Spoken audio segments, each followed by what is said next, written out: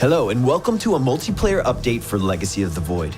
In this video, we will be discussing additions and changes coming to the Zerg race in the exciting conclusion of the StarCraft II trilogy. First up, let me introduce you to the Ravager.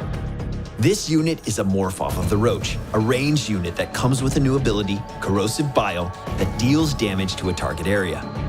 Corrosive Bile marks a target location, and after a brief delay, units and structures in that area are hit with high damage. This ability also has a powerful perk against Protoss. It can destroy force fields. In a PvZ matchup that includes Sentry versus Ravager, we anticipate a new contest of micro that presents opportunities to both gain and lose advantage. When paired with fungal growth, Ravagers can reliably damage air units. As expected, Corrosive Bile is also particularly good against units with little to no mobility. If you want to avoid the damage from Corrosive Bile, simply make sure you dodge reactively whenever possible. For those of you that have been around StarCraft since Brood War, this unit hardly needs an introduction, the Lurker. As you'd expect, Lurkers in StarCraft II are capable of dealing massive splash damage.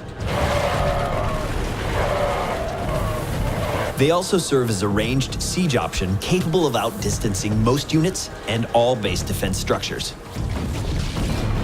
For Terran, countering the Lurker can be accomplished with the recently added Cyclone.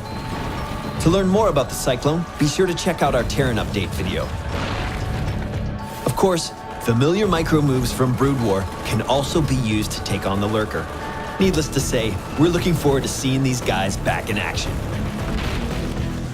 We're also making some changes to the current roster of Zerg units, starting with the Corruptor.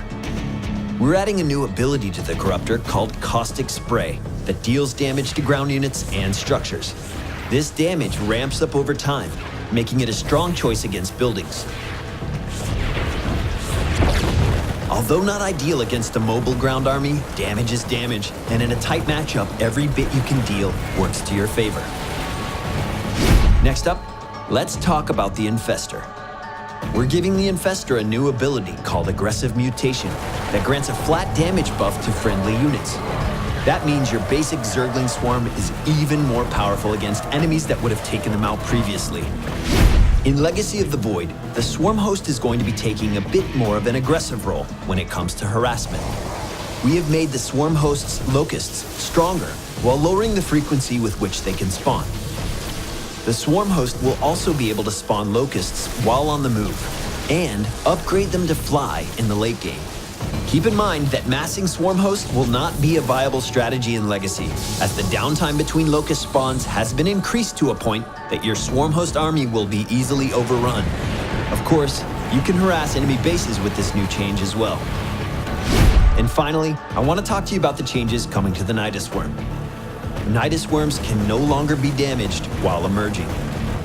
This makes the Nidus Worm a more reliable option for drop harassment. In late-game situations where both sides have a lot of resources, the Zerg player can now force engagements at strategic locations by employing an army of Nidus Worms. That concludes the updates currently on the table for Zerg in Legacy of the Void.